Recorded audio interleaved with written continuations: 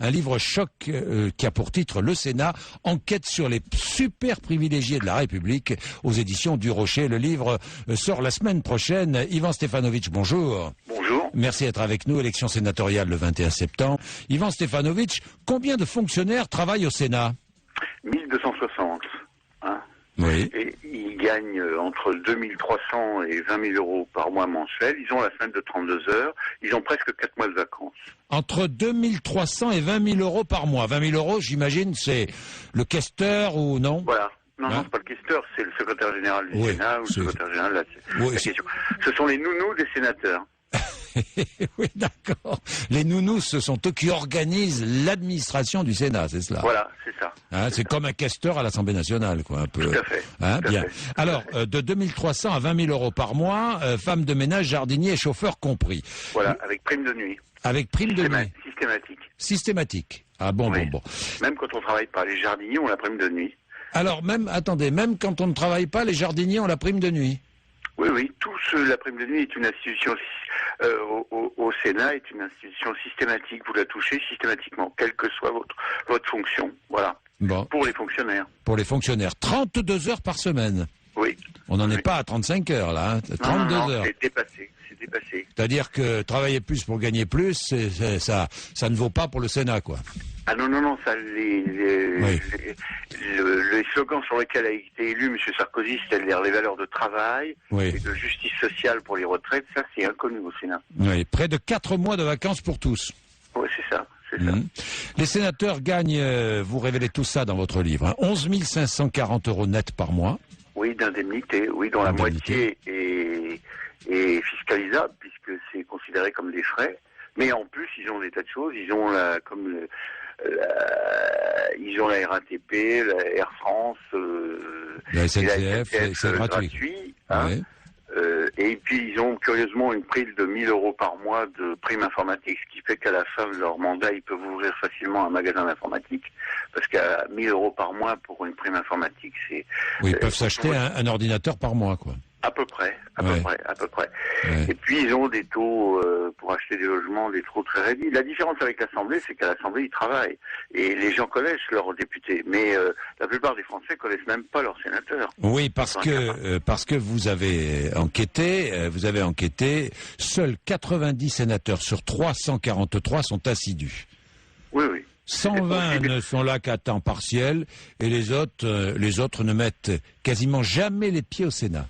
Oui, mais ça se répartit entre gauche et droite, parfait. Ouais. Or, normalement, la loi et le règlement du Sénat disent que si on est à 103-4 fois, on doit supprimer les indemnités. Ouais. Comme aux États-Unis, on fait ça en Angleterre, en Allemagne. Or, chez nous, la loi, ni la droite ni la gauche ne demande l'application de cette loi. Il y en a un, par exemple, qui ne met pratiquement jamais les pieds au Sénat, c'est Jean-Noël Guérini, le président du Conseil général des Bouches-du-Rhône. Lui, c'est un des spécialistes de l'absentéisme. Oui, d'ailleurs, Jean-Claude Gaudin dit qui lui est là toutes les semaines, dit que si Jean-Noël Guérini démissionnait du Sénat, on s'en apercevrait pas. Oui, bon. Je vois aussi dans votre livre que la Cour des comptes n'a pas droit de regard sur le Sénat. Non, c'est au nom de la séparation des pouvoirs entre l'exécutif et le législatif. Le président de l'Assemblée nationale a accepté récemment que la Cour des comptes vienne mettre son nez, mais au Sénat, il n'en est pas question, puisqu'on a 3 questeurs, 2 de droite, 1 de gauche, les grands argentiers du Sénat, et ils distribuent ce que nous, contribuables, nous payons, c'est-à-dire 300 millions d'euros par an pour le Sénat, c'est fait dans l'opacité la plus totale. Ouais. Voilà. Les retraites. C'est légal, tout ça est légal. Et tout ça est légal. Les retraites, un mandat de 6 ans de sénateur donne droit à une pension de 1869 euros. Hein.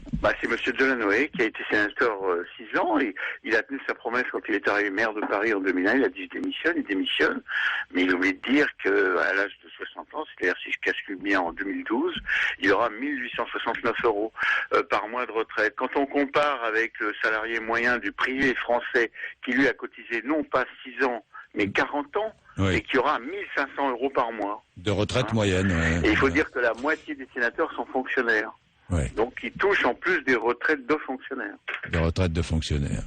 C'est pas mal. Ouais. Mais je conseille aux auditrices qui nous écoutent d'épouser un sénateur. Aussi parce que c'est le plus fort taux de reversion. Si vous voulez, dans le public et le privé, quand votre conjoint meurt, en général c'est les hommes avant, là, dans le privé, les femmes ont droit, les veuves ont droit à 54%, et dans le public, dans la fonction publique, c'est entre 50 et 60. Et ben chez les sénateurs, c'est 66%. Et vous avez comme ça une sénateur de l'Orne qui s'appelle Nathalie Goulet, qui était assistante de son sénateur, puis qu'il l'a épousé, il est mort, le pauvre homme. Eh bien, elle touche non seulement 11 540 € par mois, mais elle touche en plus 6 000 € de la retraite de son mari. Et quand vous comparez qu'un sénateur, on a attaqué les conducteurs de TGV, les gens de la RATP, etc., parce qu'ils gagnaient, notamment les conducteurs de TGV, 60% de 4 800 € par mois pour 25 ans de cotisation.